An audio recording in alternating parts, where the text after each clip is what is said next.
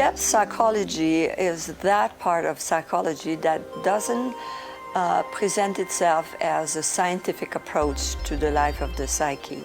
It's more an approach that takes into account what is your participation in today's culture and in today's, in your world as it is for you today.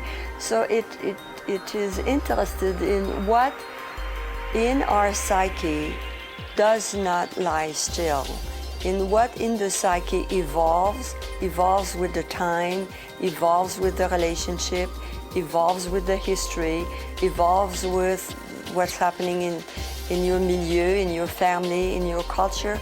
And so it's interested in the story we live by, in the myths that are important for us, in the way we imagine our life to be the good life.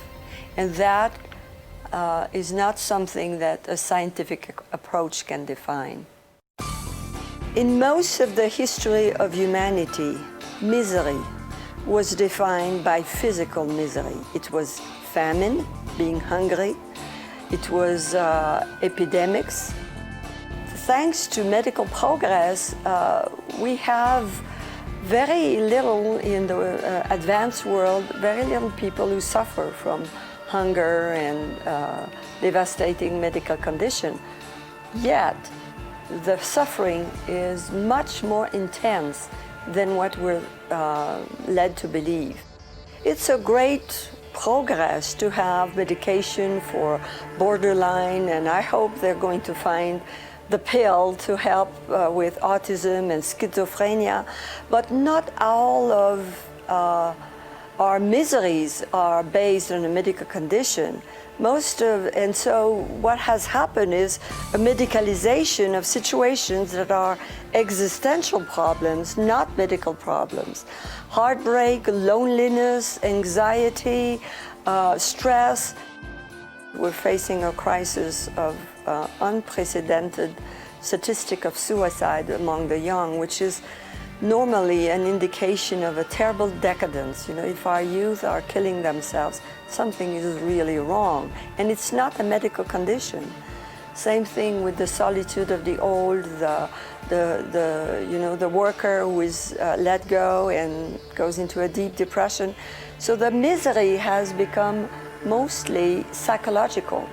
It's important to go with that feeling of going down, of being broken, of being a failure, of being not able to get up in the morning.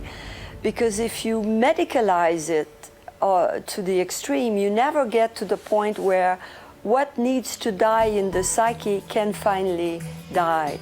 And then a new identity, a new part of the self is born. That's where approaches that are strictly an avoidance of the psychological pain are not helpful at all. What I've tried to do with this book is to show that therapy, but not every form of therapy, but that psychological approach has something to give to the culture as it is now. And that it's sometimes helpful to go into a long therapy, but there are also things that people can do for themselves. And it's not the kind of self-help approach that gives you a simple recipe, do this, 1, 2, 3, 4, and you'll be okay. It's more a change in your thinking. Think about, and that's why the title of the book is called Inner Life, La Vida Interior. Pay attention to it and see what lives in you. We all have a psychology. We all have a deep psychology because we all have a psyche. And we all have a complex history.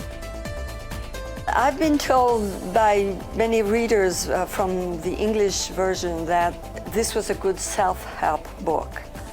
Truth is, I wrote it as a critique of most self-help books because I don't think it works to have an approach of the psyche that is a simplistic recipe. The psyche is very wise, but you have to pay attention to it, to enter into a conversation with your psyche and to befriend it.